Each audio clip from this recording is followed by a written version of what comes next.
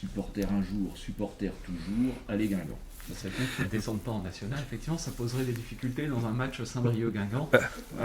Je préfère que chacun reste à son niveau.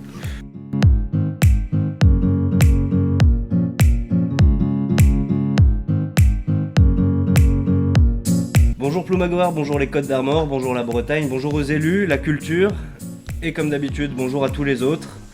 Aujourd'hui, on se retrouve pour un 3e épisode de Ploum Podcast.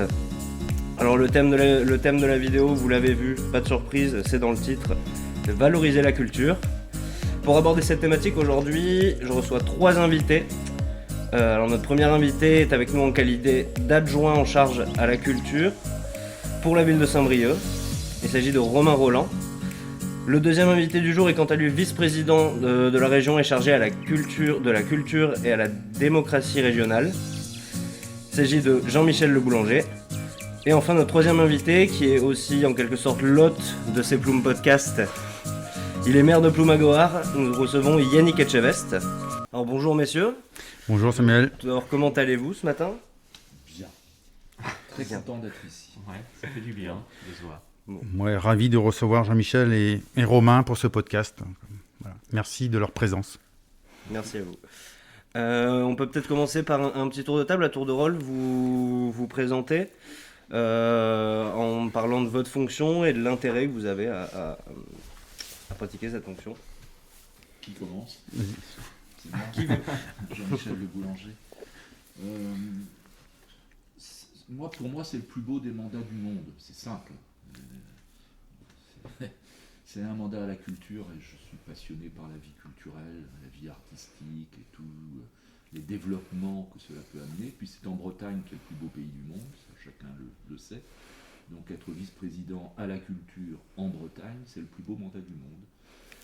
Avec des rencontres partout, je suis moins impressionné d'être ici dans ce que l'on peut appeler une petite commune, Ploumagoar, mais qui organise un podcast à ce moment précis de l'histoire où l'on nous dit que la culture est un non essentiel, au moment où tout est fermé, en quelque sorte, les cinémas sont fermés, les musées sont fermés, les salles de spectacle sont fermées, on peut parfois le comprendre parce qu'il y a quand même une crise sanitaire qu'il ne faut pas prendre à la légère, mais enfin, qu'à ce moment précis, on organise des débats autour de la valorisation de la culture, moi, ça me réjouit, parce qu'il faut toujours rappeler que ces éléments-là, ce que l'on appelle la culture, les pratiques culturelles, et j'aurai peut-être l'occasion d'y revenir, ça participe de nos émotions, ça participe de nos émancipations, ça nous aide à grandir, quoi.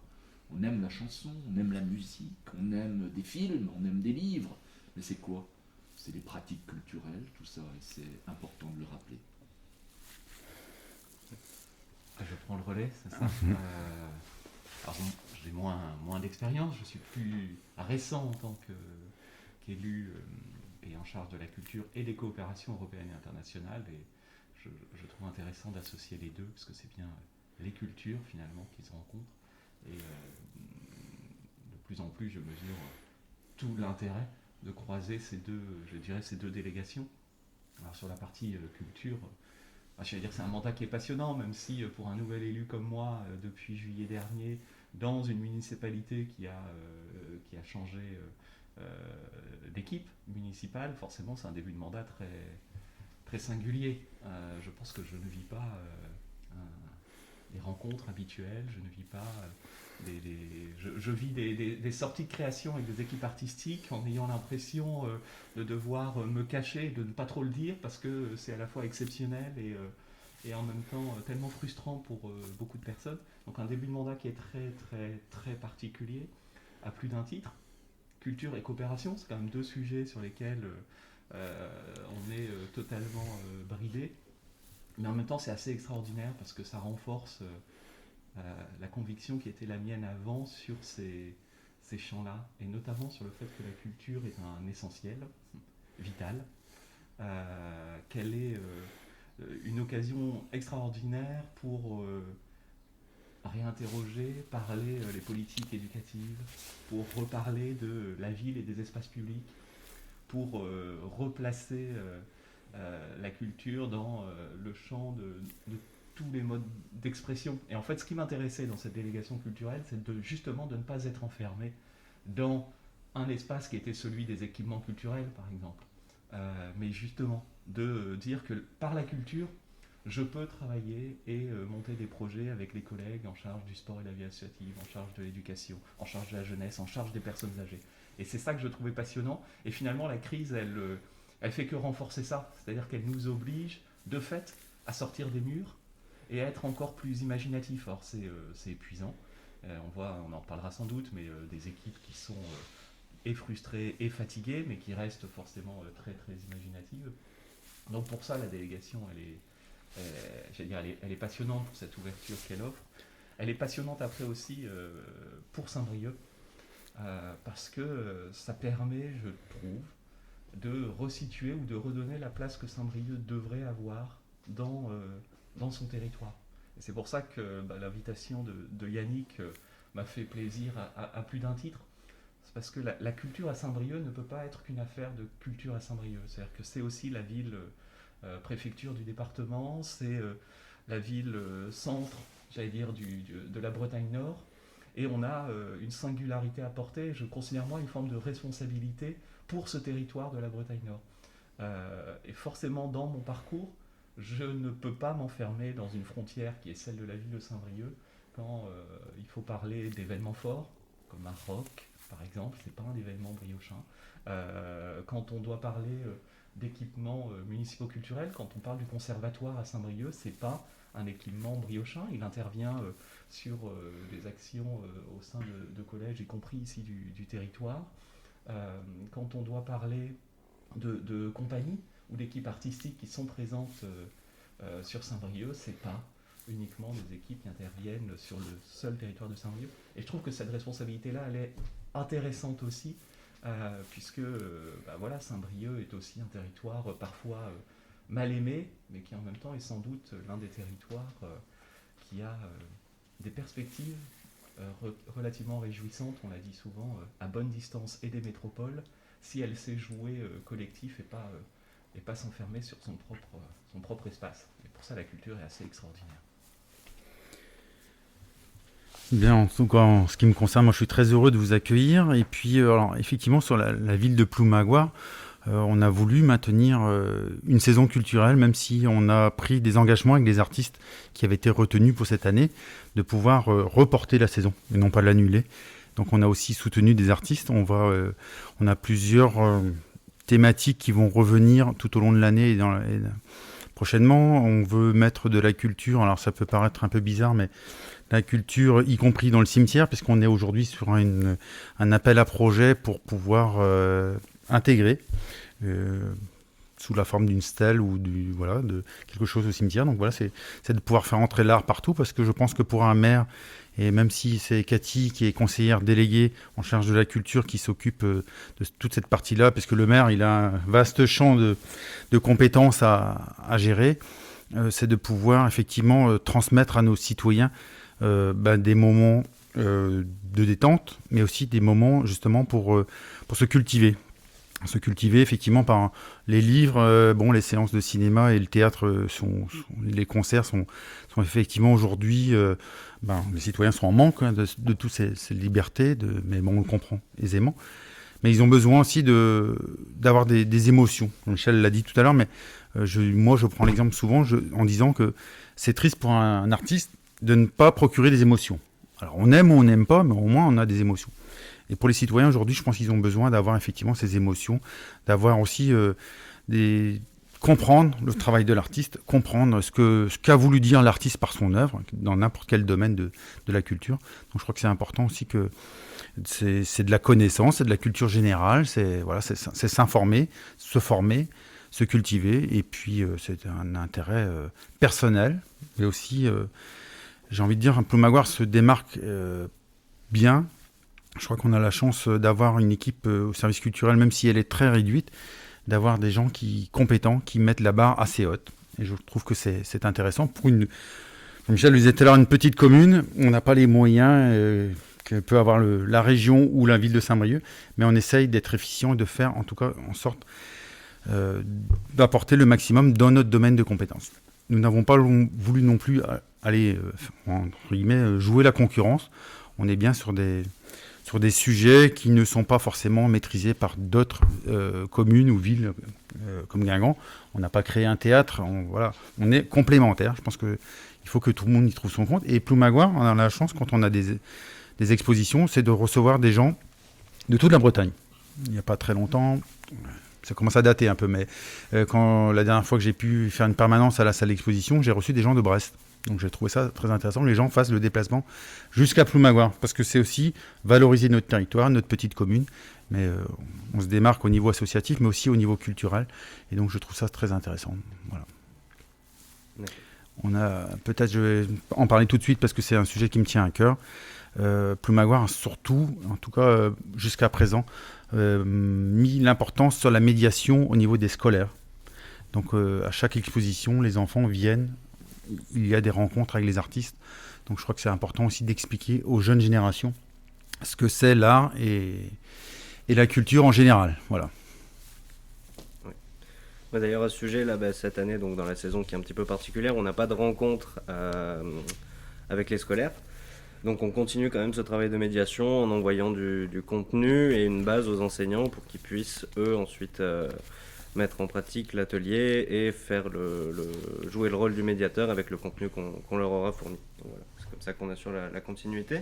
Peut-être là-dessus, pour rebondir, mais effectivement, je pense que c'est essentiel, cette partie de médiation, mais notamment le lien avec le scolaire. Alors, Saint-Brieuc comme Guingamp est une des 10 villes en France reconnues comme objectif 100% éducation artistique et culturelle.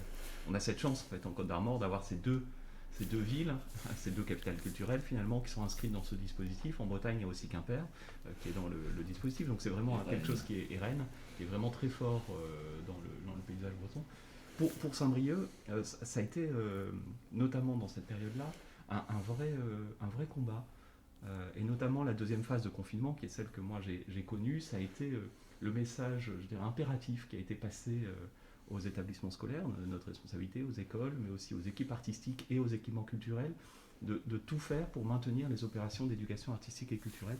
C'est qu'on a réussi à maintenir, là, pendant la saison scolaire, plus d'une douzaine d'interventions d'équipes artistiques dans des établissements, avec des groupes comme Octave Noir qui était présent à Bonjour Minuit, qui a pu aller au collège Racine par exemple pour maintenir leurs propositions. Enfin, voilà, on a eu pas mal de propositions qui ont pu se faire, et en même temps ça témoigne aussi du décalage parfois de décisions qui peuvent être prises à d'autres niveaux, parce qu'aujourd'hui on peut permettre à des artistes d'aller dans des établissements scolaires, mais on ne peut toujours pas permettre à des établissements scolaires ou à des classes de venir dans des équipements culturels. Bonjour Minuit, donc, qui est la salle des musiques actuelles, a forcément un espace qui n'est pas utilisé par les artistes, que ce soit la scène ou les studios de répétition. Ils peuvent emmener les équipes dans les établissements scolaires, mais ils ne peuvent pas accueillir les écoles et les classes dans leur propre équipement, alors que tous les protocoles sont là, les espaces sont disponibles. Et ça, je trouve que c'est un combat. J'ai eu l'occasion d'en parler avec le recteur d'académie aussi, parce que, en mon sens, là, on est justement dans ces éléments qu'il faut impérativement faire bouger si on ne veut pas perdre le lien direct entre notamment les jeunes du territoire et puis la culture, par la rencontre avec les équipements, avec des professionnels, des techniciens de la culture et avec des artistes. Et puis je me permets d'aller un petit peu au-delà encore des propos tenus par Monsieur le maire et par Romain Roland. C'est qu'on est très heureux d'avoir obtenu la création à Guingamp de l'Institut national supérieur de l'éducation artistique et culturelle. Ça a été un beau combat en PAC, un PAC breton. Moi je suis intervenu avec Alain Cadec auprès de Franck Briester à l'époque, pour que cet Institut national supérieur, il n'y en a qu'un en France, ne soit pas dans une métropole ou à Paris. La logique voulait que ce soit à Paris, ou, au cas échéant, dans une des grandes métropoles françaises. Il a fallu se battre un peu pour faire comprendre au ministère de la Culture et à d'autres ministères pouvant intervenir dans ce dossier-là, que Guingamp pouvait être une magnifique implantation. Bon, on l'a obtenu, parce qu'on a travaillé ensemble, et maintenant cet Institut national supérieur est en place. Il ouvrira ses portes en septembre. Et il formera justement les médiateurs, que ce soit des enseignants ou que ce soit du côté des équipes artistiques, enfin tous ceux qui sont intéressés par cet essentiel, je réemploie le mot. Au-delà de la connaissance d'œuvres, c'est des pratiques culturelles faites par des enfants qui sont confrontés à une vie artistique, une réalisation, un projet qu'ils vont pouvoir mettre en place. C'est formidable, j'emploie le terme d'émancipation tout à l'heure, c'est des ouvertures, c'est des surprises, c'est des découvertes. Et ça, c'est à encourager, parce que ça commence à ce moment-là, à l'enfance, et ensuite, dans le cadre de parcours, au collège, au lycée, il faut continuer cette belle aventure-là. Mais la rencontre entre les pratiques artistiques et les jeunes, les gamins, c'est au plus jeune âge qu'il faut commencer. Et l'INSEAC permettra de former les gens dont ce sera le métier. Et c'est une très bonne nouvelle, je crois, pour le territoire de Guingamp et les Côtes-d'Armor. Oui. Alors vous avez à tour de rôle tous parlé du territoire, du territoire breton, de ce beau territoire breton. Donc aujourd'hui, si on est là, c'est pour parler de culture évidemment, mais de culture sur le territoire, en Bretagne. Donc quelques chiffres. La Bretagne a une vie culturelle qui est très riche. On peut dénombrer quasiment 400 festivals, 380 festivals par an, 123 cinémas dont 100 qui sont labellisés d'art et d'essai. On peut citer aussi presque 1300-1290 médiathèques, dont 252 en Côte-d'Armor.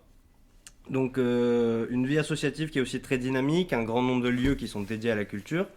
On parlait du théâtre du Champ-Porois tout à l'heure, ici Plume Expo qui est la salle d'exposition de la commune, ou encore la Grande Ourse, la salle de spectacle La Grande Ourse à Saint-Agathon. Alors ensemble, du coup, on va s'appesantir sur le comment, sur le pourquoi, sur le avec qui cet environnement culturel peut s'installer et perdurer sur un territoire. Pour les gens qui nous regardent, il y a une notion que je voulais un petit peu introduire brièvement pour mieux comprendre comment est-ce que vous exercez, vous, vos responsabilités en lien avec la culture. C'est le terme de décentralisation. Donc, qui est, je vais le lire, donc c'est généralement un transfert de l'autorité et de responsabilité, vous en avez parlé aussi, des fonctions publiques de l'administration centrale vers les organisations gouvernementales subordonnées et ou vers le secteur privé aussi, même si c'est moins ce qui nous intéresse là. Cette décentralisation, elle a permis au territoire, aux régions, aux départements d'apporter une liberté de création, premièrement, mais aussi de permettre un accès qui est important. On en parlait aussi, l'accès à la culture, que ce soit à de nouveaux publics, que ce soit aux jeunes publics ou à des publics en situation de handicap ou d'autres publics particuliers et tous les publics. Comment est-ce que cette notion-là de décentralisation, elle se ressent, vous, dans vos fonctions respectives, dans vos postes, et de quelle manière est-ce que vous travaillez en corrélation avec l'État et avec la politique culturelle nationale? Qui commence? Qui veut? Tu as 4 Qui le heures. souhaite? Non, vous dites énormément de choses et il y aurait beaucoup d'occasions de rebond tout au long de votre propos. Moi, je veux quand même rappeler, avant de répondre un petit peu à votre question, je veux quand même rappeler ce qui, pour moi, est un fondamental. Pourquoi il y a des interventions publiques dans la culture? Pourquoi? D'abord, parce que ça ne va pas de soi. Il y a des politiques publiques de la culture. L'État, la région, les départements, les villes ont des politiques publiques de la culture. Pourquoi? Il faut le rappeler, parce qu'on a tendance à l'oublier parfois. C'est que derrière ce que l'on appelle la culture, qui est un vaste ensemble, où on va mettre le cinéma, le livre, la musique, la danse, etc., des pratiques amateurs. À chaque fois, il y a des œuvres qui sont créées. Et cet élément-là est un élément essentiel. Un livre, c'est une création. Une musique, c'est une création. Un film, c'est une création. Or, toute l'histoire nous dit qu'il y a un grand conflit planétaire, et on le voit encore aujourd'hui à l'œuvre, entre des démocraties qui acceptent la liberté de création et qui protègent la liberté de création, et des esprits totalitaires qui empêchent la liberté de création. Et on le voit, c'est très concret. Quand un professeur est assassiné, ou quand des dessinateurs sont assassinés, c'est au nom de quoi? Au nom d'esprits totalitaires qui parlent d'un livre en refusant tous les autres livres. Voilà. Ça, c'est un conflit planétaire. C'est notre histoire. Et là, la création d'une chanson, d'un film, c'est un combat de la démocratie. Il ne faut jamais l'oublier. C'est-à-dire qu'on a tendance parfois à penser que les démocraties, on y est, quoi. C'est fait, on est dans un pays démocratique. Non, non. Regardons ce qui se passe en Russie, regardons ce qui se passe en Turquie, regardons ce qui se passe en Chine, regardons aussi ces esprits totalitaires qui existent parfois en France même. Donc, je veux rappeler ça. Pourquoi le général de Gaulle, qui sort de la résistance, crée un ministère dont il donne les clés à un écrivain, pas n'importe lequel, qui sort aussi de la résistance? C'est parce que, au lendemain de la lutte contre le nazisme, et en 1958, dans le cadre de cette guerre froide contre une autre forme de totalitarisme, ils veulent affirmer la liberté de la création. Voilà, bon, ça, il faut rappeler ça. C'est pour ça qu'il y a un ministère de la Culture au départ. C'est pour ça qu'ensuite les villes, dans les années 70, ont développé des politiques culturelles. Et c'est pour ça qu'on en arrive à la décentralisation, qui était l'objet de votre question, et qui, aujourd'hui, rappelle que la culture, c'est une responsabilité partagée. C'est ce qui est écrit dans les textes. C'est une responsabilité partagée. Voilà. Et donc, tous les échelons, communes, parfois intercommunalités, de plus en plus, départements, régions, États, exercent en leur âme et conscience cette responsabilité partagée de se battre pour la liberté de création, pour l'égalité de tous, pour la reconnaissance des pratiques. Il n'y a pas des cultures d'en haut et des cultures d'en bas. Jouer du biniou, c'est aussi digne que jouer dans un orchestre symphonique, ni plus, ni moins, égale dignité des cultures. Et pour cet idéal de fraternité, parce que Romain Rolland le disait tout à l'heure, les cultures sont toujours fertilisées par les ailleurs. Et on est ici à Ploumagoire, à côté de Guingamp, je donne souvent cet exemple-là. La danse traditionnelle de Guingamp, du pays de Guingamp, que ma grand-mère dansait à la dérobée, à la Saint-Loup, c'est une tarentelle qui a été ramenée par des soldats napoléoniens de Guingamp. Et cette tarentelle, elle a fait souche, elle a fait racine, elle a été intégrée. Et aujourd'hui, c'est la danse traditionnelle de Guingamp. C'est la dérobée, c'est une tarentelle. C'est un petit exemple modeste qui exprime ce que disait Romain tout à l'heure en expliquant sa délégation, à savoir que les cultures se fertilisent mutuellement et que la notion de fraternité est une richesse aussi. Regardez la guitare électrique qui arrive en 1972, accompagnée Alan Stivell, la guitare de Leonard Brass. Voilà, c'est le rock, la pop qui arrive dans des musiques traditionnelles de Bretagne. C'est des fertilisations croisées. C'est ça les cultures vivantes. Et si les cultures que l'on pratique en Bretagne, en particulier les cultures populaires, sont vivantes, c'est parce qu'elles ont toujours accueilli des formes d'altérité, se sont enrichies. Voilà. Liberté de création, égalité des pratiques culturelles, et cette notion de fraternité, c'est pour ça qu'on développe des politiques culturelles à tous les échelons dans une démocratie comme la France.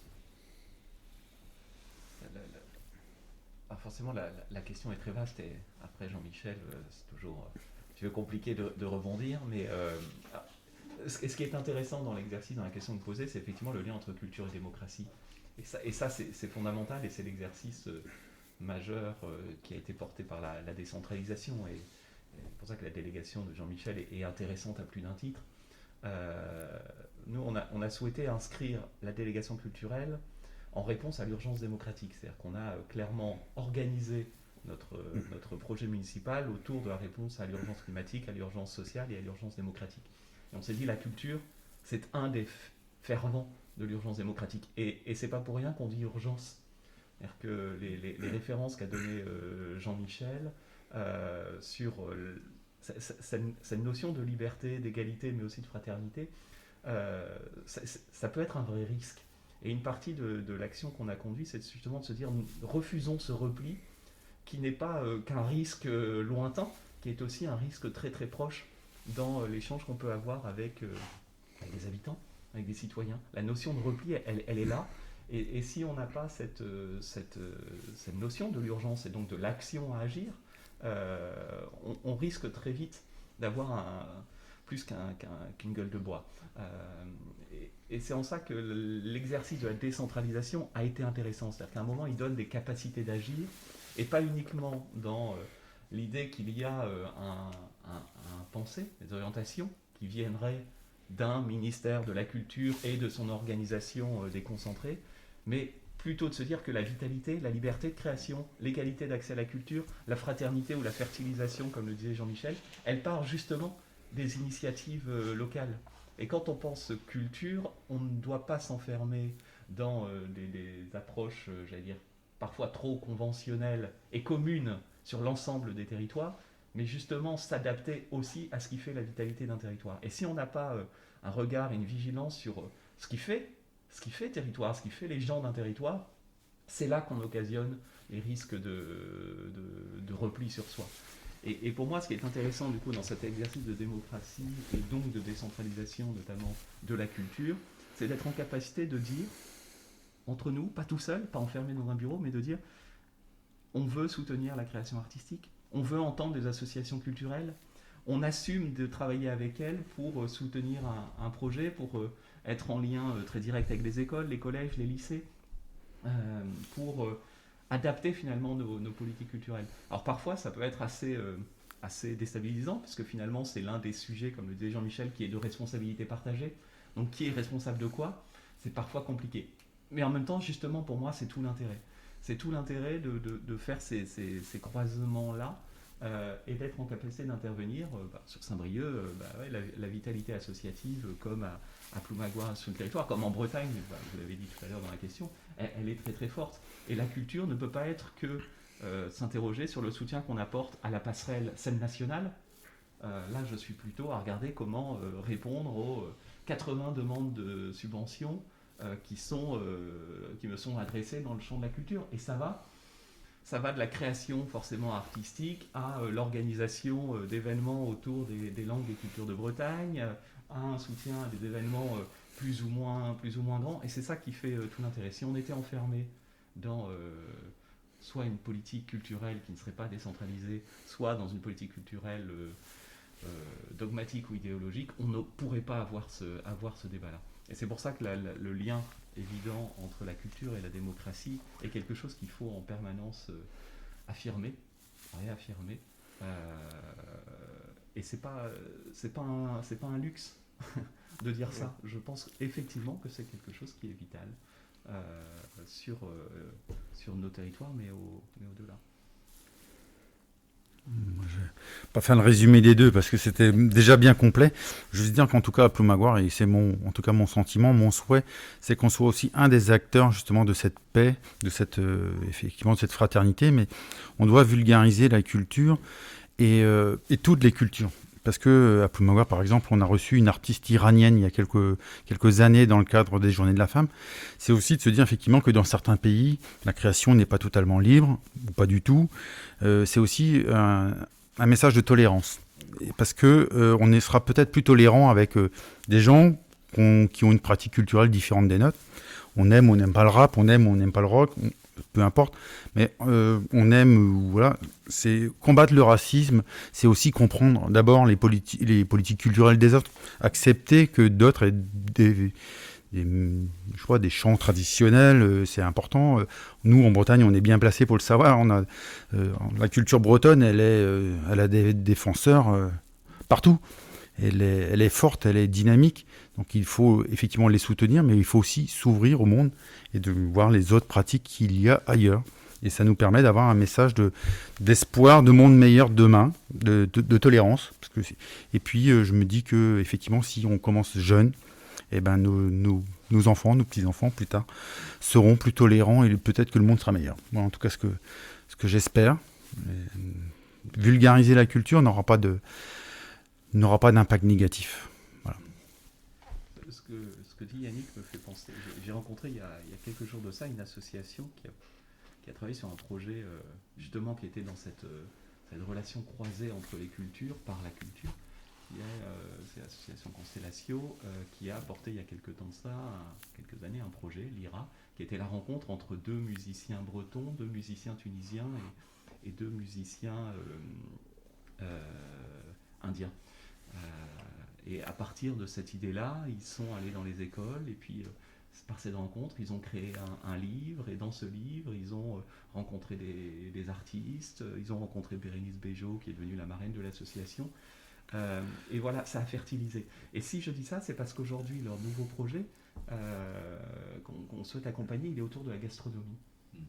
Et à partir justement de se dire que la gastronomie, c'est aussi cet exercice de transmission. Et ils portent un projet que je trouve assez extraordinaire, qui est de dire aux enfants là ils sont partis je crois sur 7 pays, l'objectif c'est une quinzaine de pays, de dire aux enfants, aux collégiens de 13 ans, quelles sont les recettes que l'on fait chez vous.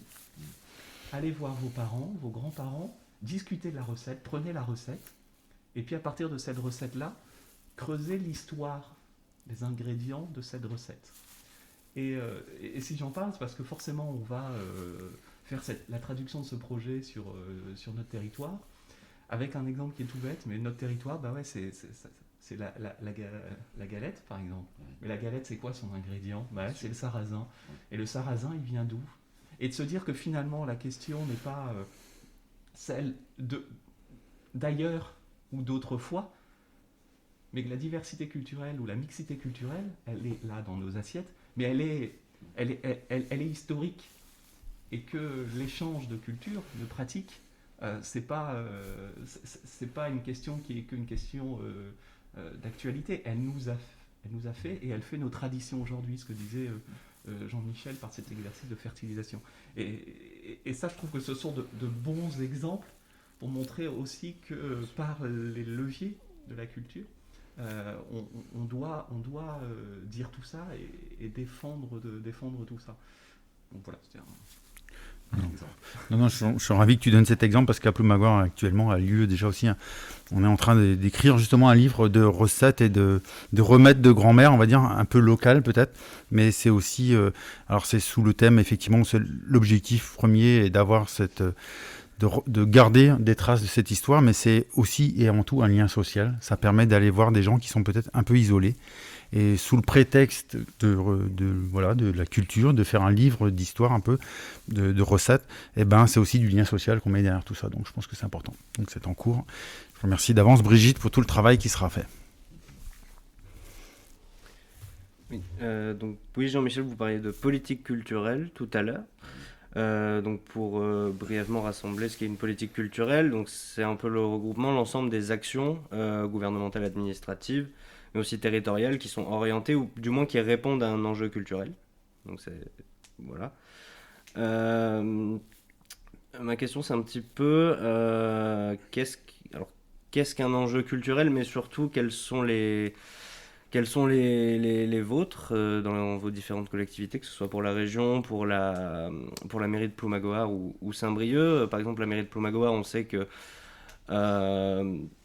est tournée vers le soutien des artistes, beaucoup, vers les arts visuels plus particulièrement, mais vers le soutien des artistes et l'accès à la culture.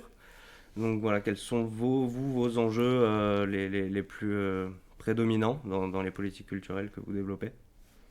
C'est toujours moi qui commence. Ouais, on va changer, on va dire à Romain de commencer. Je vais commencer.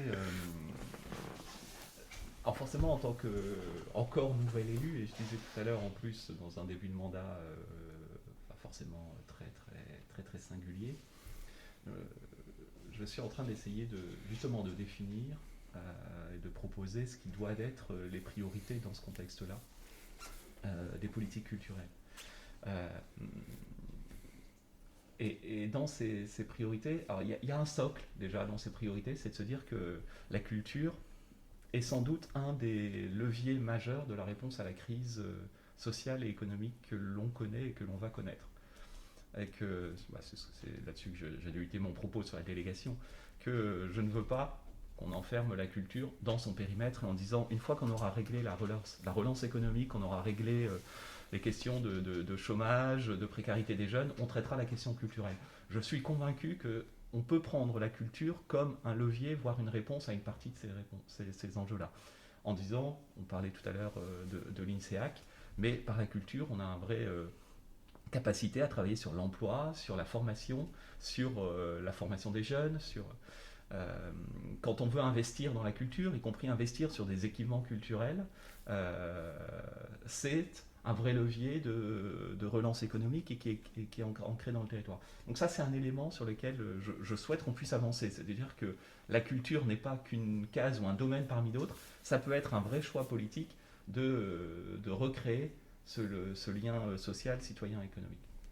Une fois qu'on a posé ça, je crois que j'ai dû, alors il faudrait que je révise ma copie, mais j'ai dû identifier 7 priorités sur lesquelles j'aimerais réellement qu'on puisse avancer dans les années à venir. Voilà, je donne pas, j'ai pas de date.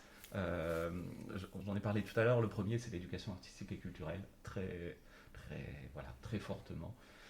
Et quand je dis ça, je dis de la crèche à la résidence pour personnes âgées. Ce n'est pas qu'une question d'école. Et donc, c'est comment soutenir des initiatives auprès des tout-petits, du très jeune public, mais aussi développer des actions auprès des personnes âgées. Et sur les deux volets, on essaye d'avancer. D'un côté, avec sans doute un nouvel événement qui verra le jour sur Saint-Brieuc et l'agglomération à l'automne prochain. Et de l'autre côté, travailler un programme avec mon collègue en charge des personnes âgées de type éducation artistique et culturelle, mais pour nos personnes âgées. Donc l'éducation artistique et culturelle. Deuxième priorité de mémoire, c'est tout ce qui va nous permettre de comprendre le monde complexe dans lequel on est. Alors, quand je dis ça, c'est assez étrange, mais on souhaite aller plus loin sur la culture scientifique et technique, qui fait aussi partie de la délégation. Mais c'est comprendre aussi le monde par le rapport à l'image. Alors forcément, sur le territoire, il y a un rapport singulier à la photographie, aux arts visuels. Mais c'est d'essayer d'aller un petit peu plus loin que ça. On a parlé des cinémas tout à l'heure. L'éducation à l'image, l'éducation aux arts visuels comme un vrai enjeu de compréhension du monde. Forcément une priorité sur l'accessibilité, on en a parlé. L'accessibilité physique, psychique à la culture, l'accessibilité par les moyens qu'on peut donner, mais c'est aussi l'accessibilité en s'interrogeant sur les lieux où l'on vit la culture. Et finalement, on voit aussi dans la crise que la culture, elle peut se vivre à plusieurs endroits, pour peu qu'on soit aussi ouvert dans notre façon. Et donc, comment on autorise l'utilisation ou la mobilisation d'autres lieux pour faire des initiatives culturelles. Ce qui m'amène sur la 4e priorité, je crois, je ne sais plus, mais qui est la culture dans l'espace public. Pour Saint-Brieuc en particulier, les espaces publics, c'est sans doute l'une des richesses aujourd'hui. C'est considéré aujourd'hui comme un vrai espace délaissé. Quand on dit ça, c'est des places où aujourd'hui on a des places, voire des rues qui sont vides d'habitants, vides de commerces, vides de piétons, vides de végétation. Et pourtant, quand on reprend ça, on peut en faire je ne vais pas dire un vrai plein, mais quand je regarde le nombre de propositions que j'ai aujourd'hui pour occuper l'espace public, ma question au final n'est pas tant de gérer le vide que de réussir à utiliser les bons leviers qui permettent d'utiliser l'espace public. Comment on peut investir des cellules commerciales vides par des propositions artistiques? Comment je peux reprendre la main sur des cellules commerciales pour créer des ateliers logements pour des artistes plasticiens? Parce que l'une des problématiques sur des commerces, c'est d'avoir le commerce, mais l'accès au logement, il se fait par des escaliers qui se trouvent dans le commerce. Et donc forcément, un commerçant n'a pas forcément envie d'habiter là. À l'inverse, un plasticien a besoin à la fois d'un espace pour montrer ses créations et d'un espace de production avec du matériel, etc. Mais aujourd'hui, c'est un patrimoine qui n'appartient pas à la ville. Donc comment on reprend la main là-dessus? Comment dans les espaces publics, à partir du street art, c'est forcément une identité assez forte, mais au-delà de ça, à partir des cultures urbaines, du hip-hop, du street art, du rap, etc., on réoccupe l'espace public. Comment, dans l'espace public, quand on va repenser l'utilisation d'un certain nombre de places, à Saint-Brieuc par exemple, la place de la Résistance, qui est la place centrale devant la passerelle, mais qui est entre la passerelle et le musée, comment cette place-là, que l'on voudrait piétonnisé, finalement, on l'occupe, parce que l'idée n'est pas de sortir des voitures pour créer du vide, mais c'est de sortir des voitures pour mettre de la vie. Et là, forcément, la culture a une vraie place. Donc un vrai enjeu sur l'espace public. Et ça, la crise sanitaire, en plus, elle a montré que on avait plein de propositions, mais si on acceptait d'être libre, on pouvait être très créatif. Après, il y a la partie sur le patrimoine, forcément, la dimension patrimoniale. On a parlé des langues et des cultures de Bretagne, Saint-Brieuc comme un carrefour des langues. On est sur le territoire où se rencontrent le breton et le gallo. Et c'est pas de se dire on doit faire le choix de l'un ou de l'autre. On fait le pari de se dire on fait le choix des deux, et justement de travailler sur la rencontre entre les deux. Alors forcément, ça crée double débat, parce qu'on a les tenants et du gallo et les tenants du breton, mais nous on fait le pari de se dire justement jouons ce carrefour-là entre le gallo et le breton, et au-delà de ça, la réappropriation du patrimoine, y compris historique. On a des espaces qui sont assez, y compris des espaces totalement nouveaux que l'on doit prendre en main, mais à Saint-Brieuc, il y a un domaine qui est le domaine de Cesson, et à titre, très transversal, c'est moi qui suis pilote de ce projet-là, qui est une rencontre extraordinaire entre une histoire patrimoniale et un patrimoine naturel extraordinaire. C'est la baie de Saint-Brieuc, mais c'est aussi sans doute l'un des berceaux historiques de l'implantation sur le territoire du pays de Saint-Brieuc. Et donc comment on arrive à se faire rencontrer ça. Et puis finalement, la dernière priorité, je l'ai appelée oser. C'est comment on arrive à dire oui avant de dire ça va être compliqué.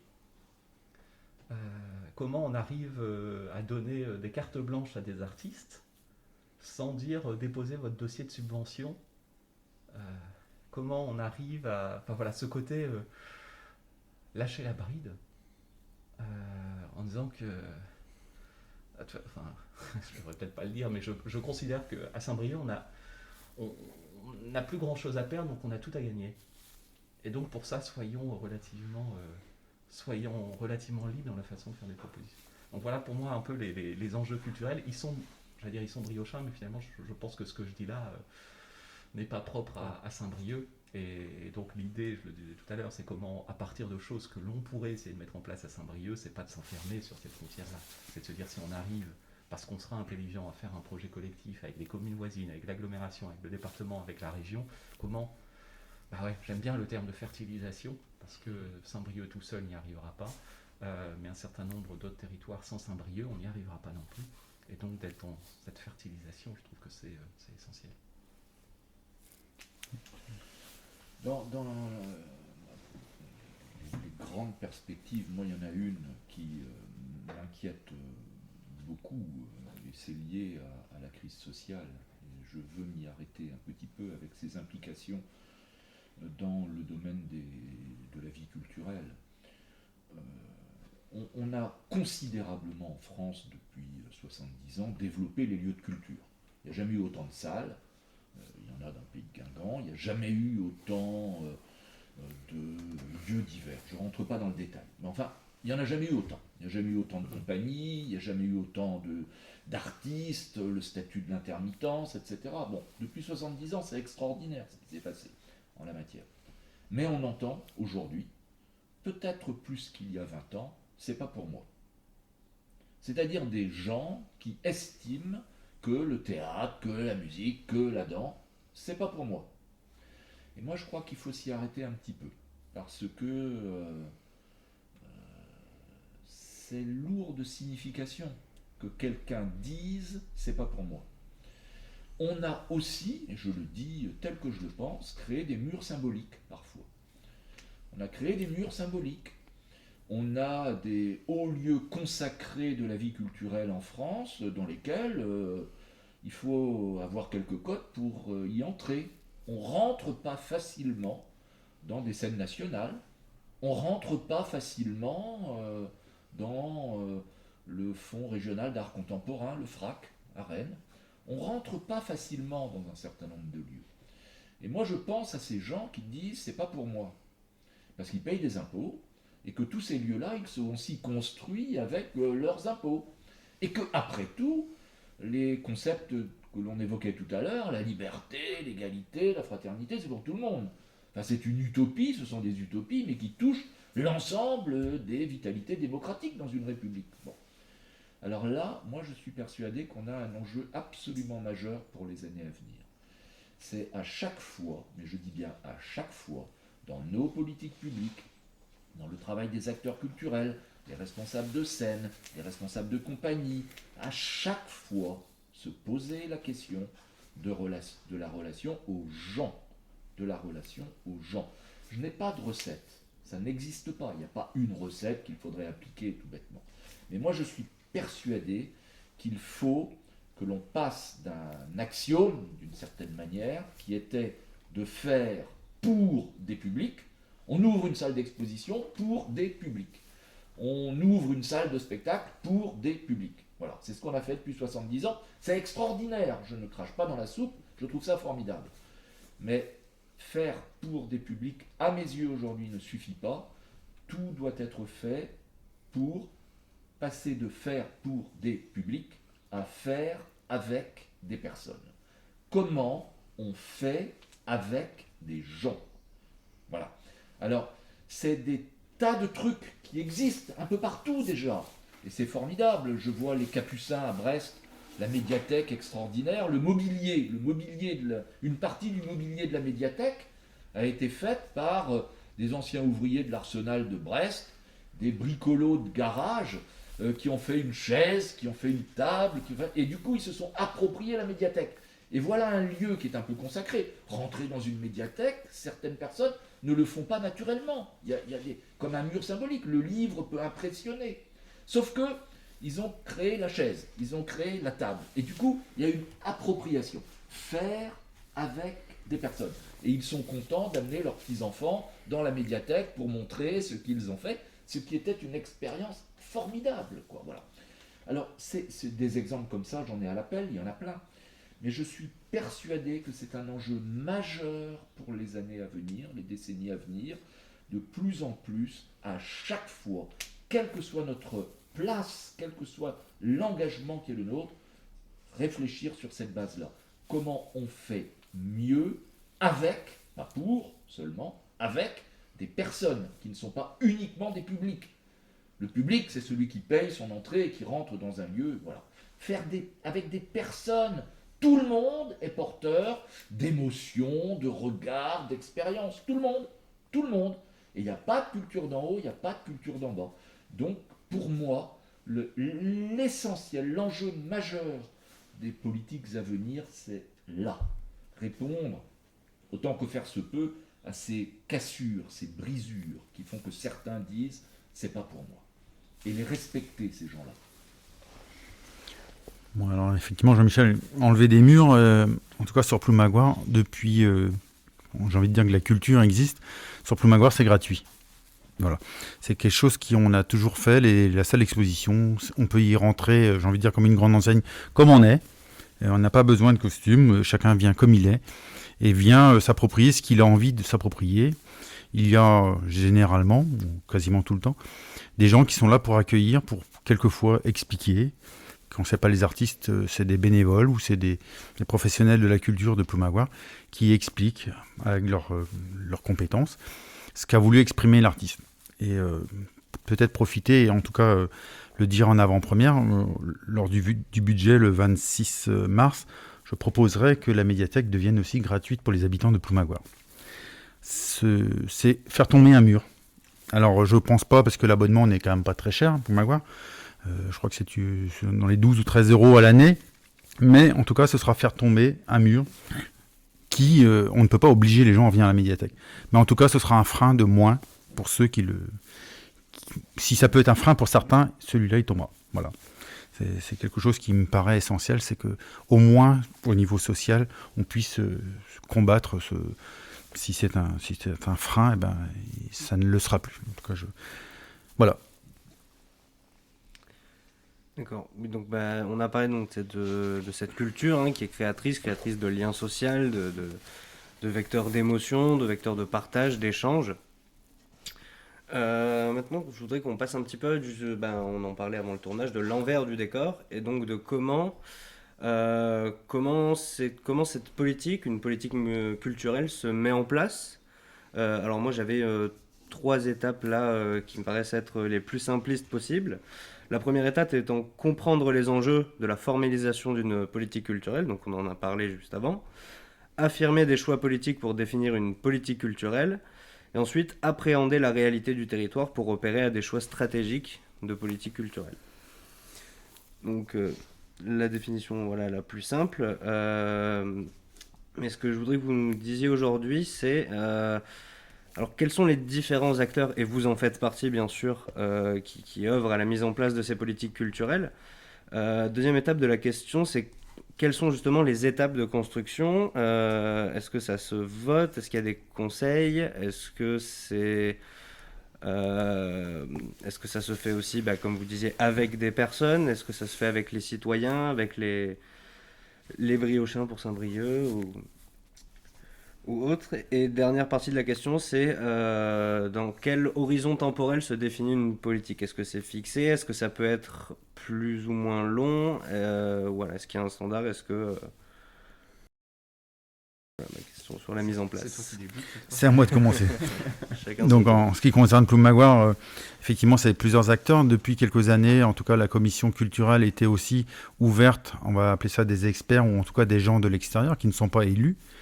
Donc souvent, et il faut le reconnaître, le magnifique travail de Béatrice Jouan-Gautron, c'était de proposer en tout cas un panel d'artistes et puis de définir avec, suivant le thème de la saison culturelle qui, sur Plume Magloire, va du mois de septembre jusqu'au mois de juin. Voilà. Donc c'est effectivement travailler en commission, maintenant sous la responsabilité de Cathy. Et puis effectivement, il y a des votes en conseil municipal pour approuver le thème et les artistes qui seront retenus. Et puis on a aussi forcément des soutiens aux artistes, donc au niveau budgétaire ça a aussi un impact. Et puis un autre volet essentiel quand même que je voudrais souligner, et je trouve que c'est intéressant, c'est de pouvoir effectivement, Samuel, donner la chance à des jeunes dans le domaine de la culture. Je sais que c'est pas facile et c'est bien pour ça qu'un service civique, c'est effectivement à l'origine pour nous aider à faire de la médiation auprès des enfants, pour avoir un peu plus de moyens humains. Mais c'est aussi, et je le dis, je n'avais pas peur de le dire, pour donner aussi un coup de main à former des jeunes et à donner peut-être c'est un tremplin pour toi et pour d'autres qui sont venus avant, un joli tremplin. Parce que on sait aussi que dans le monde de la culture, les offres d'emploi ne sont pas nombreuses. Donc voilà, j'espère en tout cas que ce sera un bon tremplin pour toi. Et tu nous prouves par la qualité du travail et de ce que tu as pu nous rebondir cette année. Donc je trouve ça très intéressant. Mais effectivement, pour revenir sur... on a aussi envie de faire de la culture pour tous. Voilà. Un Plume Magloire, c'est effectivement, comme disait Romain tout à l'heure, du plus jeune au moins ou un peu plus âgé, mais essayer de n'exclure personne. Et il y a une notion, puisque j'y travaille depuis de nombreuses années, sur lequel je suis sensible, tout le monde, beaucoup en tout cas le savent, c'est sur le handicap. Et donc on a aussi à Plume Magloire un foyer, Roger Legrand, qui accueille des personnes en situation de handicap. Donc effectivement, et en priorité aussi, la médiation est aussi ouverte pour eux. Parce que je crois qu'il ne faut laisser personne en dehors de cette salle. Voilà. Je prends le relais à la question que pose Samuel. Moi, ça me fait penser à deux choses. La première, c'est le rapport aux associations culturelles. Et l'une des premières décisions qu'on a mis en œuvre à Saint-Brieuc, et c'est parce que, y compris dans mon parcours, moi, avant d'être responsable ici de collectivité, j'ai été délégué général d'une fédération, mouvement d'éducation populaire. Et je suis du coup très attaché au respect du projet associatif. C'est-à-dire qu'un projet associatif, il doit être élaboré avec des bénévoles, avec des militants, avec des sympathisants. Et le premier élément qu'on a considéré, c'est de se dire qu'il fallait autant respecter un projet associatif qu'un projet politique. Ce qui suppose d'être à la fois exigeant sur la vitalité associative, et donc sur le renouvellement associatif. Et quand on dit ça, c'est effectivement sur la place des jeunes en particulier dans un certain nombre d'associations. Mais pour pouvoir être exigeant dans le rapport au projet associatif, c'est de se dire qu'il faut être aussi très au clair sur son projet politique Et la conclusion de tout ça, c'est de se dire qu'à un certain nombre d'associations, on leur a dit que la ville n'avait pas vocation à être membre de droit de leurs instances délibératives, de leur conseil d'administration ou assemblée générale. Et qu'effectivement, là où on était encore membre de droit d'association, on allait s'en désengager. Mais pas pour dire ça ne nous intéresse pas, mais pour dire que vous devez élaborer un projet associatif en toute liberté sans avoir le sentiment d'être sous le regard ou la tutelle de la ville. Et à l'inverse, la ville doit être aussi elle-même libre des propositions qu'elle doit faire sans se sentir liée par une instance ou par une autre, au-delà des questions juridiques que ça pouvait poser. Mais je trouvais que c'était une décision qui était assez symbolique à prendre. Et puis l'autre élément que la question m'a fait penser, parce qu'effectivement il y a des étapes pour définir une politique culturelle, probablement. Alors c'est pas des schémas qui sont très simples, mais j'évoquais tout à l'heure les priorités, et ce que je pourrais appeler d'une certaine façon une feuille de route, en tout cas pour moi et pour ce mandat. Aujourd'hui c'est très très frustrant, parce qu'on n'élabore pas ce genre de cap, de vision, seul dans son bureau ou derrière sa caméra. Et quand on n'a pas les espaces où on vit l'intime, où on vit l'échange autour d'un verre, où on n'a pas ces espaces où on se confronte, où on débat, on n'a pas une vraie vision de la réalité. Et aujourd'hui, personnellement, dans l'exercice de mon mandat, je suis confronté à cette difficulté-là. C'est qu'on va arriver 1 an après notre élection, et je ne peux pas vivre ces temps-là avec les artistes, en collectif, avec les associations. Et ça, c'est une vraie difficulté. Parce qu'en même temps, on est attendu. Mais je ne me vois pas faire une réunion Zoom avec les 100 partenaires pour leur dire, voilà la feuille de route, qu'est-ce que vous en pensez? Ça ne marche pas. C'est des discussions qu'on a avec la région sur, Jean-Michel en dira peut-être un mot, sur le forum des politiques culturelles en région aussi, mais forcément on a besoin de chair, voilà, pour faire de la politique culturelle, pas que culturelle d'ailleurs. Et donc ça c'est une vraie difficulté.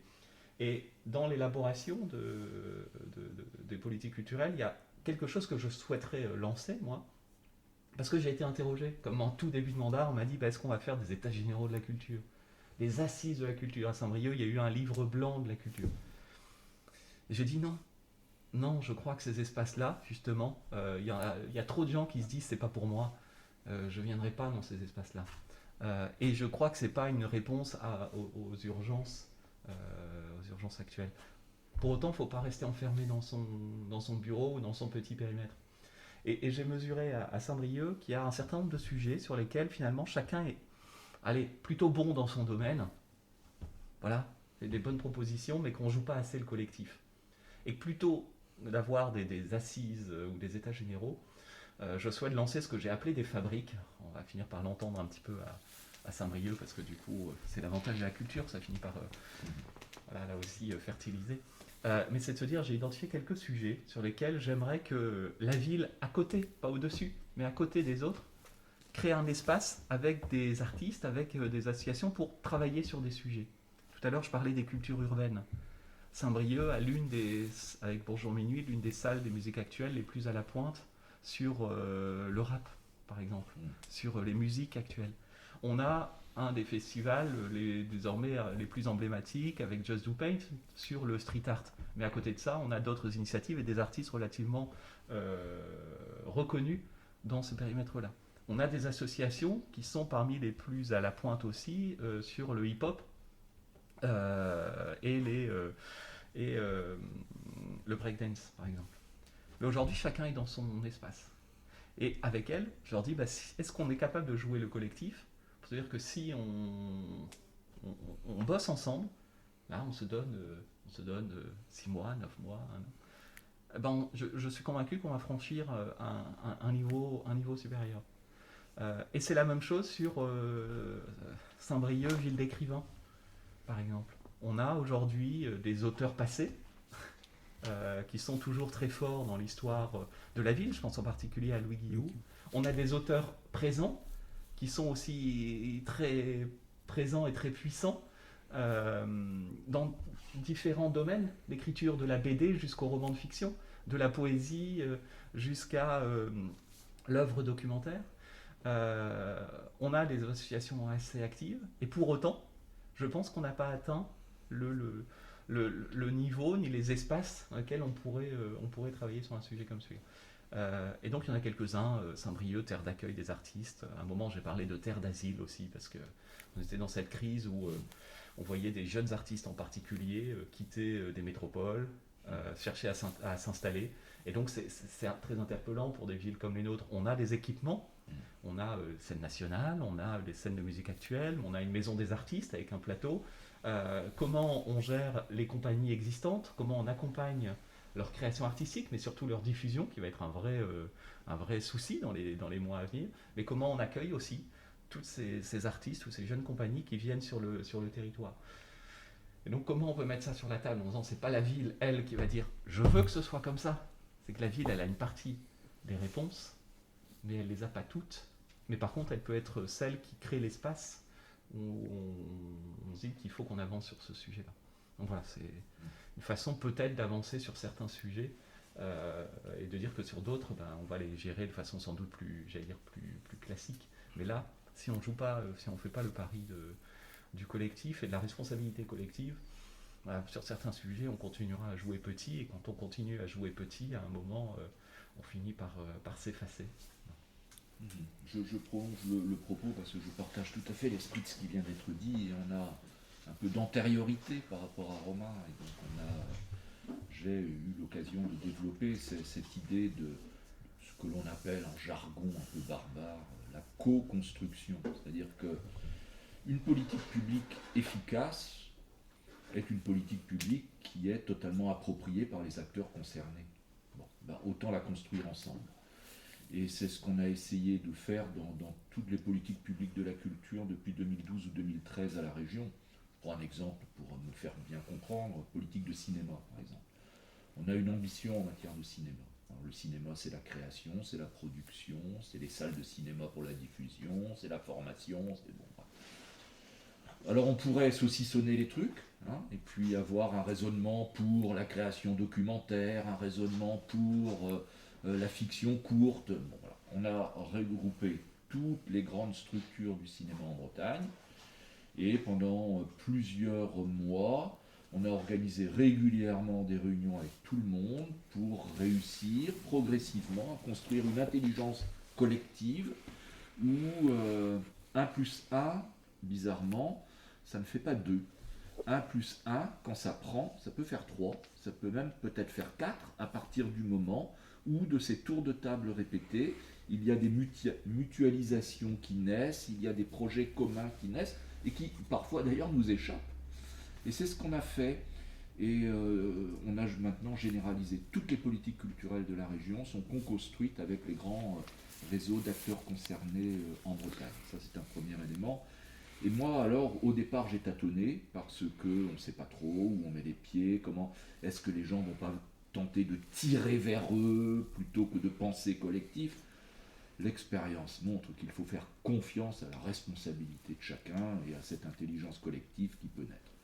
Puis le deuxième élément, la culture, c'est une responsabilité partagée, on le disait tout à l'heure, une commune comme Ploumagoire, une ville, Saint-Brieuc, un département, la région, l'État ont des politiques. Est-ce qu'on continue à travailler chacun de son côté? On peut faire ça. Dans beaucoup de régions, on fait ça. C'est-à-dire que chacun défend ses propres politiques. Parfois, c'est contradictoire. On se marche sur les pieds. Bon, bref. En 2013, en Bretagne, on avait pris une initiative qui était de réunir les 4 départements de la région administrative, les 2 grandes villes devenues métropoles, puis les communautés d'agglos. Et on a développé ce que l'on a appelé le Conseil des collectivités pour la culture en Bretagne, qui est une réunion régulière de toutes ces instances publiques avec l'État, avec les départements, les métropoles, les agglos. Et là aussi, ça a pris. C'est-à-dire que plutôt que de définir sa politique chacun dans son couloir, on écoute ce que fait l'autre et on essaye d'optimiser. Parce que pourquoi on est là? C'est au service des gens, c'est au service des acteurs. C'est pas à notre propre service. L'enjeu n'est pas de dire que la région est plus forte que l'État. L'enjeu est de dire, travaillons ensemble pour être ensemble plus forts pour les acteurs. Et c'est ce que l'on a essayé de faire dans le cadre de ce Conseil des collectivités qui a vraiment pris, c'est le seul exemple en France, il n'y en a pas d'autres, où ça a pris à ce niveau-là, et souvent d'ailleurs des personnalités qui viennent d'ailleurs, d'autres régions, sont sidérées de voir comment on a appris à travailler ensemble. Moi je crois énormément à ça, c'est-à-dire que si l'on commence à défendre son propre précaré en disant c'est moi, et gna gna, c'est pas l'État, c'est pas le département, bon, on est dans des cours d'école et on n'avance pas, les enjeux sont beaucoup trop importants. Si on veut être à la hauteur des enjeux, il faut être plus grand que nous-mêmes et savoir accepter la pluralité, et accepter l'autre. Et donc voilà, travailler ensemble avec les acteurs, travailler ensemble avec les collectivités publiques. Donc effectivement, il y a ce travailler ensemble. Ensuite, pour travailler donc avec des personnes, il y a cet autre outil qui est l'appel à projet, donc qui est un outil en fait des politiques culturelles. Donc chaque année, les collectivités, les structures lancent des appels à projets. Est-ce que c'est bien ça pour vous? Les appels à projets sont bien des outils de la cohérence d'une politique culturelle. Elles viennent renforcer derrière, mais aussi encourager des fois encourager les acteurs à entrer dans le cadre d'une politique culturelle et encourager aussi au financement de ces actions. Oui, j'entends ce que vous dites. Personnellement, je suis très frileux sur les appels à projets et on les a progressivement éliminés des politiques culturelles. On ne pratique plus par appel à projet. On accompagne les structures, c'est un accompagnement pluriannuel qui peut se conventionner d'ailleurs. Mais on a arrêté le principe des appels à projets qui est souvent chronophage pour les structures postulantes, qui peut biaiser à mes yeux un certain nombre de cartes. Non, on préfère rentrer dans une relation pluriannuelle, accompagnant des parcours de création, des parcours de projets, plutôt que la succession d'appels à projets par thématique ou centrés sur tel ou tel objectif. Nous, dans le cadre des politiques publiques de la région, on a abandonné les appels à projets. Sur Saint-Brieuc, il n'y a pas cette philosophie des appels à projets non plus.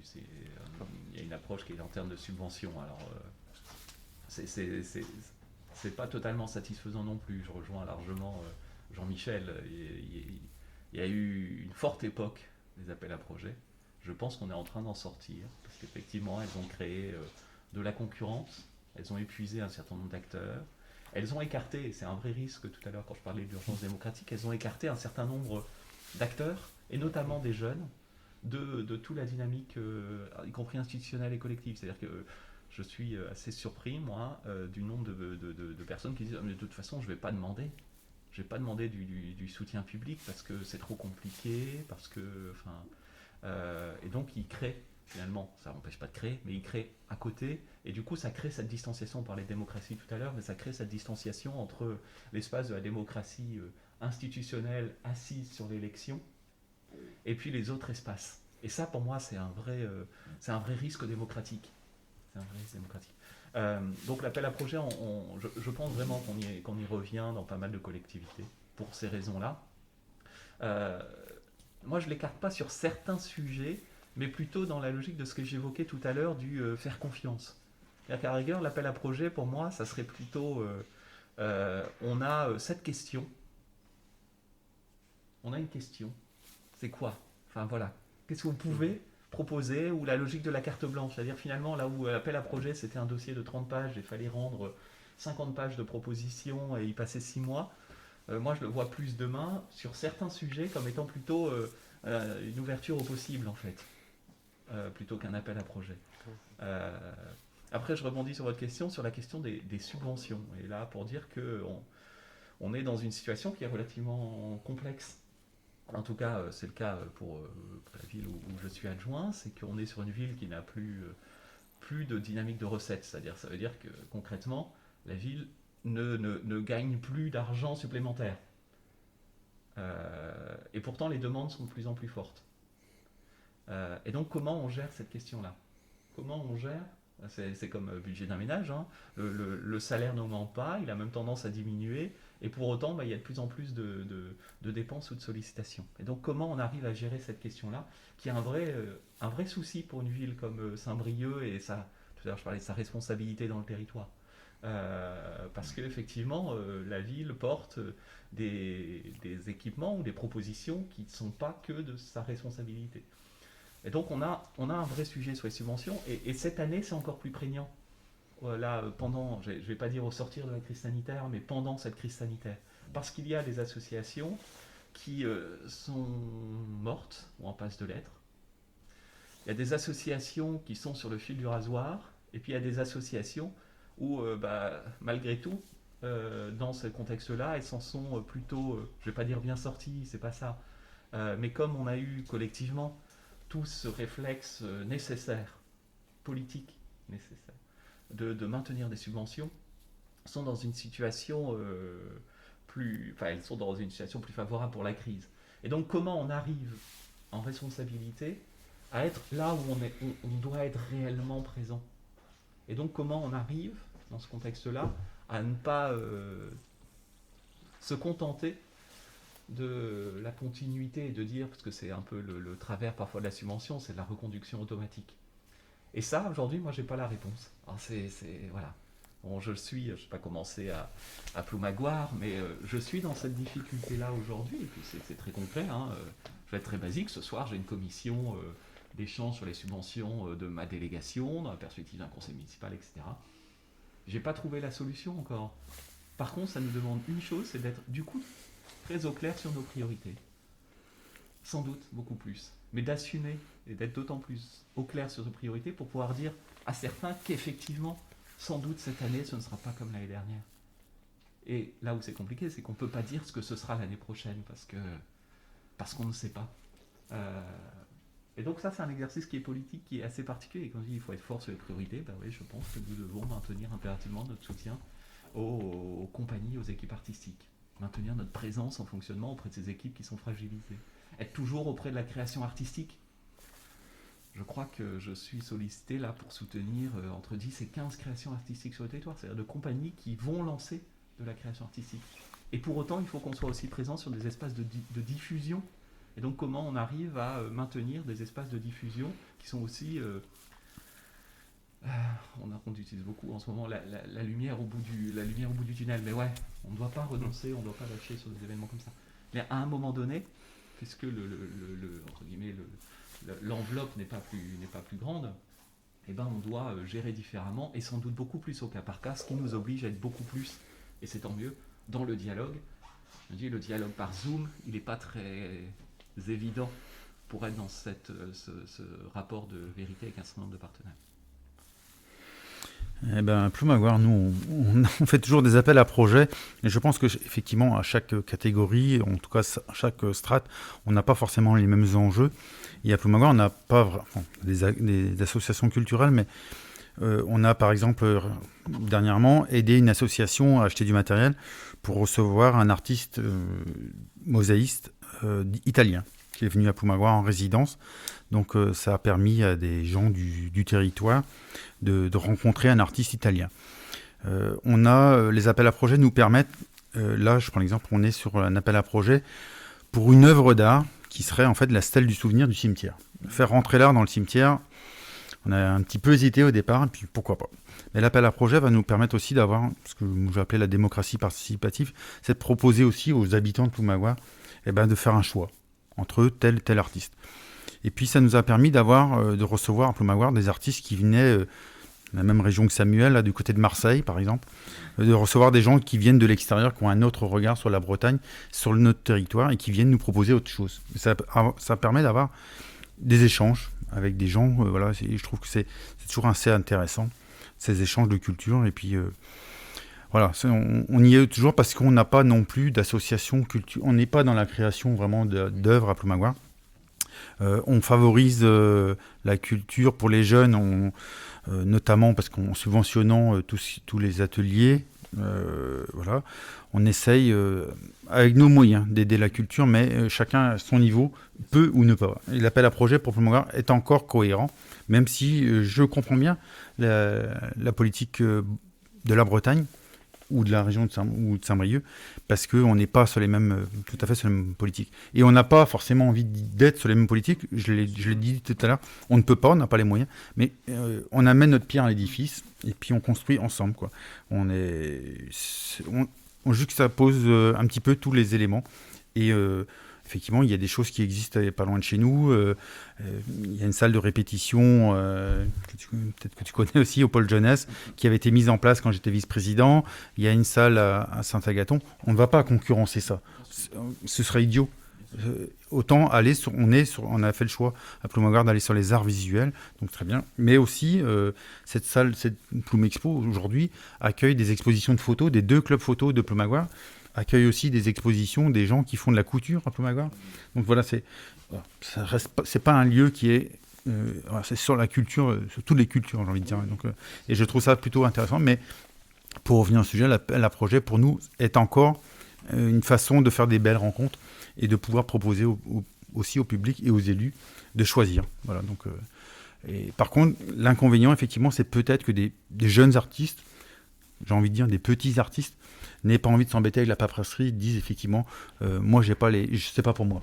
Comme disait tout à l'heure Jean-Michel, c'est effectivement peut-être qu'on passe à côté de gens compétents, talentueux, mais qui n'ont pas qui savent pas remplir un dossier, j'ai envie de dire, parce que c'est trop complexe, parce que la paperasserie fait que, effectivement, s'il faut 30 pages pour juste vendre une œuvre d'art qu'on a créée, voilà, il faudrait pas que ce soit un frein non plus. Effectivement, de ce côté-là, ça pourrait l'être. D'accord.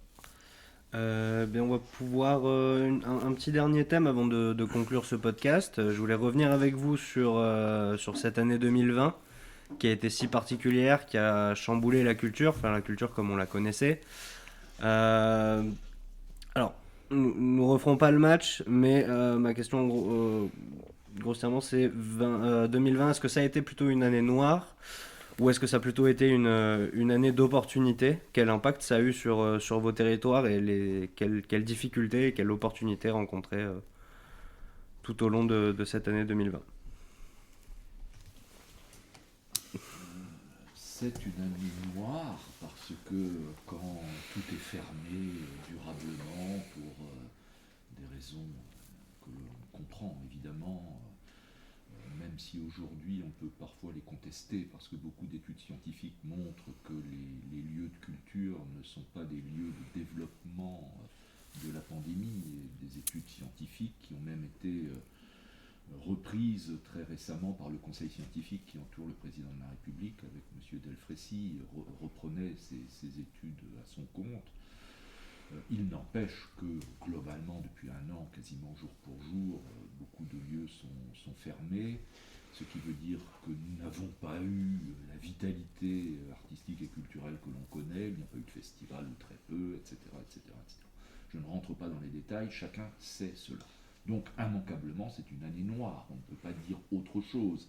Beaucoup de créations n'ont pas été jouées, beaucoup de professionnels sont dans la grande difficulté, il y a une précarisation à l'œuvre, et même si le droit au chômage des intermittents a été prolongé, il n'empêche que leurs revenus ont évidemment et immanquablement mécaniquement baissé. Donc il y a de la paupérisation, et parfois même une paupérisation très grave, je pense en particulier aux plasticiens. Les plasticiens qui vivent de la vente de leurs œuvres souffrent terriblement.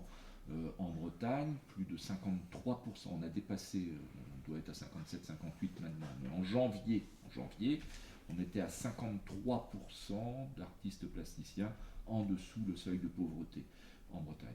Donc il y a de la précarisation, il y a de la paupérisation, il y a des créations qui ne sont pas jouées, il y a des festivals qui ont été fermés, etc., etc. Donc oui, immanquablement, année noire. Mais pour autant, moi je reste un optimiste toujours invétéré, même dans les plus grandes difficultés. C'est aussi, je crois, une année, l'année prochaine, l'année d'après, d'opportunités, mais il y a une condition à cela, c'est que l'on analyse ce qui s'est passé.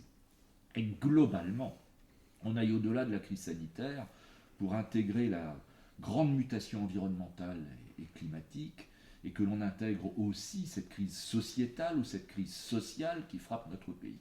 Si l'on est collectivement capable, là, maintenant, de réfléchir ensemble pendant plusieurs mois à tout ce qui s'est passé et aux inflexions nécessaires de nos politiques culturelles pour demain, oui, dans ce cas, ce sera aussi une année d'opportunité. Mais il y a une condition, et cette condition, c'est celle que je viens d'énoncer. C'est que l'on se mette autour d'une table avec l'ensemble des grands secteurs de la culture et que l'on réfléchisse ensemble, tous les responsables des politiques publiques, à ce qui vient de se passer. La crise sanitaire, la crise environnementale, la crise sociale. C'est l'objet de la proposition que j'ai faite avec Franck Riester à l'époque, qui est maintenant proposition reprise par Roselyne Bachelot, que en Bretagne, une région en France, la Bretagne, eh bien, nous organisons ce forum des politiques publiques de la culture avec l'ensemble des responsables politiques et avec l'ensemble des réseaux artistiques et culturels. Et que l'on pose le sac, qu'on se donne 6 mois, 8 mois, qu'on réfléchisse. Que nous dit la crise sanitaire? Plein de choses. En particulier, on l'a vu, la question des circuits courts, la question des territoires, etc. Enfin, je ne rentre pas dans le détail. Que nous dit la crise environnementale? Que nous dit la crise sociale? Voilà, réfléchissons ensemble. Dans ce cas-là, c'est une année noire et c'est aussi porteur d'opportunités. Je peux que rejoindre Jean-Michel sur ce sentiment. C'est forcément une année noire. C'est forcément une année noire pour plein de raisons. Jean-Michel l'a bien dit. Pour moi, il y a bien eu 2 temps quand même.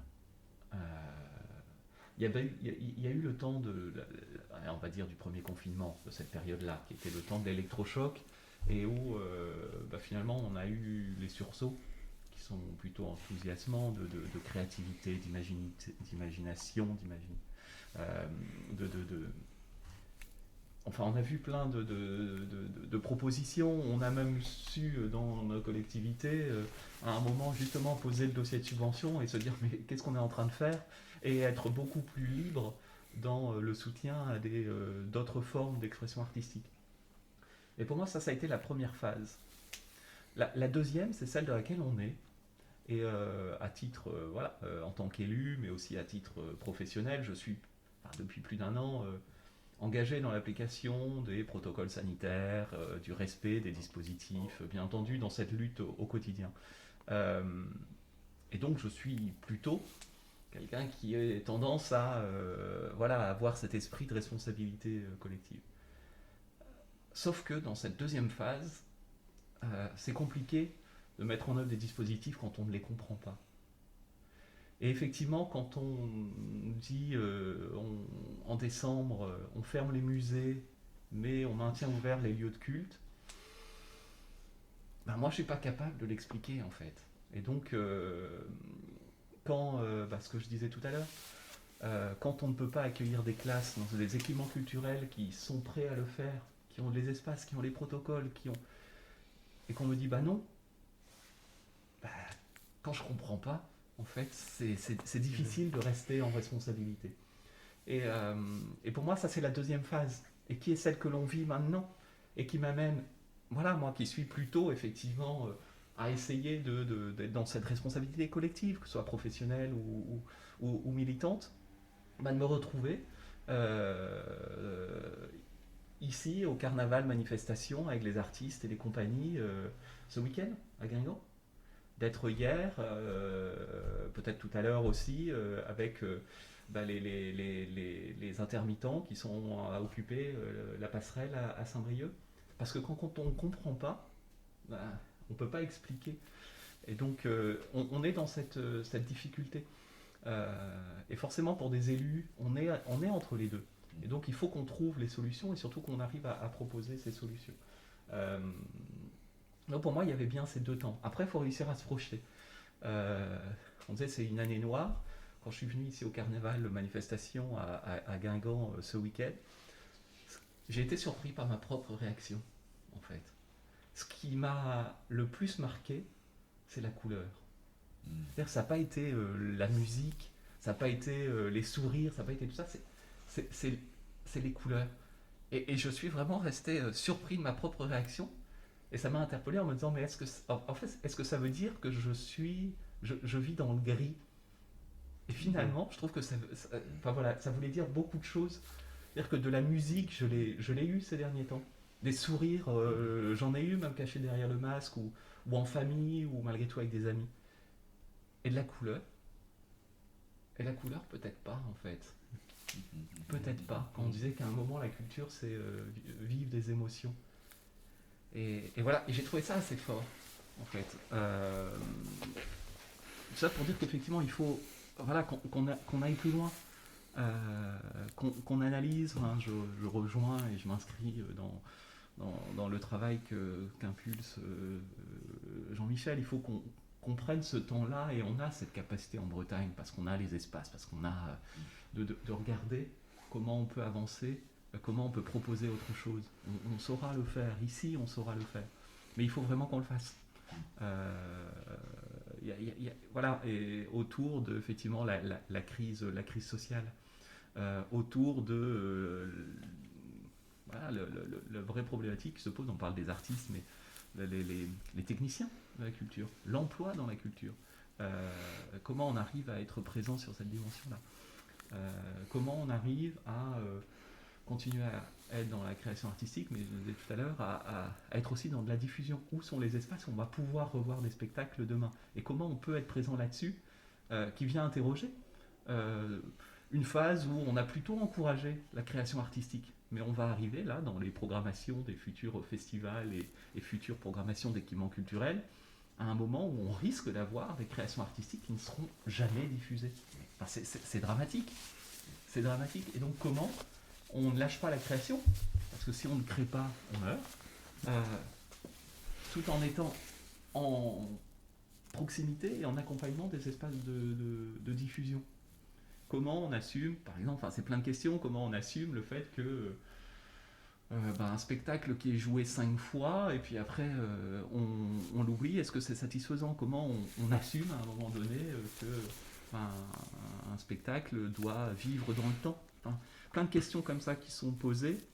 En plus, effectivement, et je trouve que c'est vraiment pertinent de le mettre sur la table, cette question de la transition écologique et de l'urgence climatique dans le champ de la culture. C'est quoi le bilan carbone de nos équipements, mais de nos créations de spectacles? Comment on arrive à aller sur des récupératech, par exemple? Comment on peut être présent avec des équipes, en plus, qui sont plutôt très demandeurs, parce qu'elles sont forcément connectées. Enfin, les artistes sont connectés au réel, et justement, tout l'intérêt de l'art et de la culture, c'est de nous donner à voir ce réel d'une autre façon. Donc, ils sont dans cet univers-là. Et donc ça, c'est effectivement, personnellement, je trouve que c'est assez enthousiasmant, cette dimension-là, parce qu'elle va rebattre clairement les cartes de l'ensemble des leviers de politique culturelle. Ouais, alors moi je ferai un peu le même constat que vous. Ça a été une année noire, et je pense, et beaucoup d'empathie, surtout pour les professionnels de la culture, les artistes, les techniciens, les intermittents. Ça a été une année noire, je pense, pour les citoyens qui n'ont pas pu, mais en même temps, je me dis que c'est peut-être, alors je ne veux pas dire que c'est une chance, hein, parce qu'on en est loin, mais c'est quand même une réelle opportunité, parce qu'effectivement, quand on parlait, et en le reprenant, essentiel. Je ne suis pas certain, et je l'espère en tout cas, et je crois que les chiffres sont là pour le prouver, qu'on n'a jamais autant été à la librairie à Guingamp ou dans les centres pour acheter des livres. Ce confinement a permis de revenir un petit peu aussi à des produits essentiels, qui ne l'étaient pas au départ, mais qui finalement s'aperçoit que ça fait bien longtemps qu'on n'avait pas pris le temps de lire un livre, qu'on allait faire d'autres activités pour le plaisir, effectivement, mais prendre un livre, regarder un film à la télé, écouter de la musique qu'on n'avait plus l'habitude de faire tourner. Donc je crois que c'est peut-être aussi une opportunité. Voilà. Et je prends l'exemple, si on est aujourd'hui à faire un podcast, s'il n'y avait pas eu cette crise sanitaire, la saison culturelle se serait passée normalement. Voilà, on a su se réinventer, s'adapter. Je remercie encore les services culturels de l'avoir fait, parce que c'est aussi une autre proposition d'art, une nouvelle technique d'aller vers le citoyen, d'aller vers les gens pour continuer à porter cette culture. Et je trouve finalement, c'est peut-être, je le redis, c'est peut-être une opportunité qu'on a eue et aussi d'avoir effectivement cette réflexion sur l'avenir, comment qu'on pourra développer encore d'autres moyens pour vulgariser la culture et les cultures dans leurs ensembles. Voilà. Peut-être. Oui, plutôt les démocratiser, peut-être un mot qui est plus... Démocratiser, si tu veux. Donc, ben voilà, on va pouvoir conclure. Alors, soit un petit mot de la fin ou quelque chose que vous aviez envie d'ajouter, soit si vous souhaitez nous parler d'un projet, peut-être d'envergure ou qui vous tient à cœur, qui est en train de se monter en ce moment ou qui s'est monté il y a peu. Voilà.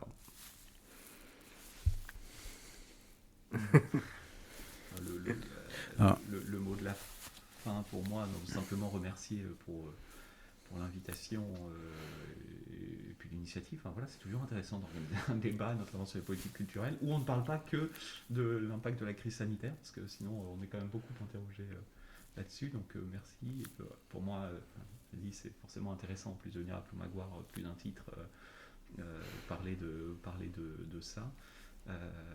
Et puis c'est les initiatives, j'en ai parlé, c'est qu'on a plein de propositions, finalement. Voilà. Il y a encore beaucoup de créativité, de propositions, et j'espère en tout cas pour Saint-Brieuc qu'on arrivera à mettre sur pied cette proposition de nouvel événement à l'automne prochain, qui s'adressera en particulier au jeune public, parce qu'en même temps se dire on va créer avec des propositions d'artistes ou de compagnies un nouveau festival dans cette période-là.